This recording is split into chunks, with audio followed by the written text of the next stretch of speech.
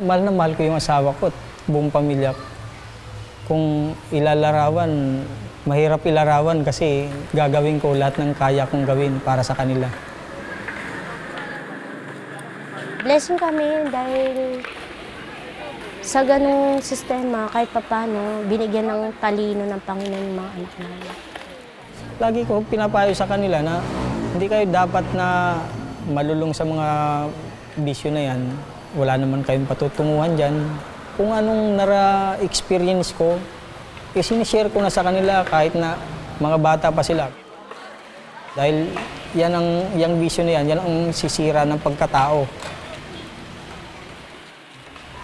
Minsan mayroon kaming naisasama noon na 3, 4 na couples.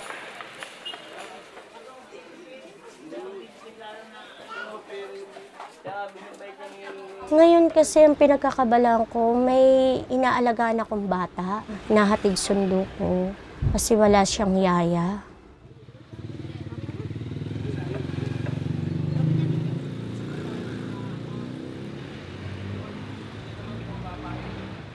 Tapos, pagdating ng nagma-mother aid po ko sa Guerrero, nag-a-assist po sa mga kinder, sa nursery.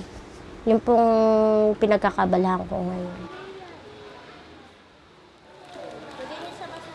Pagka oras ng recess nila, nagbubukas ng baon. Pagka may dudumi, iihe, sinasamahan.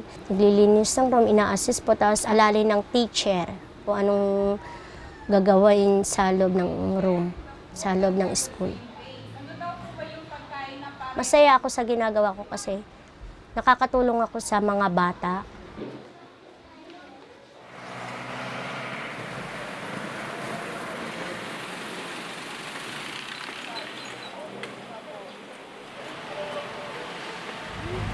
Linggo po ngayon, ito po yung every Sunday na pagsiserve ko bilang lay minister. Bilang isang lay minister, tutulong ka doon sa pare, mag-assist ka, magbibigay ka ng komunyon doon. Para sa akin, bagamat konting oras lang ang ginugugol ko doon, alam ko na malaking bagay din yung mga nagagawa ko. Behold the love of God. Behold me, who takes away sins of the world. Blessed are those who will suffer of the Lord. Ang katawan ko ay templo ng Diyos. Alam ko na ang katawan ko maraming magagawa, hindi lang sa pamilya ko, kundi maging sa kapwa. Kaya yung katawan ko ang ginagamit ko upang makapaglingkod sa kapwa at sa Diyos. Dahil hindi ako pinagkalooban ni Lord ng kahit kapirasong kayamanan, kundi yung lakas ko at katawan, kaya inaalay ko sa Kanya yun. Yun ang ginagamit ko para mapaglingkuran siya. At sa inyo mga kapatid, manalangin tayo sa Panginoon. Panginoon, dinggin mo kami.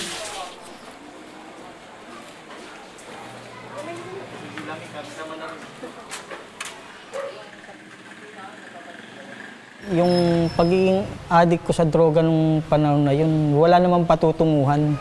Walang inaasahan, walang hinihintay na kinabukasan. Pero sa pagiging addict ko sa spiritual, natitiyak ko yung bukas at hindi lang yung bukas, natitiyak ko ang buhay na walang hanggan. Sa ipagpapasalamat, napakarami. Lahat ng bagay, lahat kung ano ako, kung sino ako, kung anong meron ako, at kung ano ang wala ako, pinagpapasalamat ko. Dahil marahil kung naging mayaman ako, baka tuluyang hindi ko nakilala si Lord eh. Akala nila mayaman ako dahil masaya kaming mag-asawa, hindi daw kami tumatanda. Sabi ko, kung mayaman ako, bakit ako titira dito sa lugar na to? Eh, hindi naman po kami mayaman. Mahirap pa rin kami. Masaya lang kami dahil may Diyos po. Mayaman kami sa pagmamahalan namin, pamilya, mga anak ko, asawa ko. Super yaman namin. Second chance namin to. Second chance ang nagbago kami. Yung buhay namin, second chance din. Proud ako kasi nagbago ako. Nagbago kami mag-asawa. Ako si Ami Lubrigo. Ako si Mikey Lubrigo at ito ang aking istorya.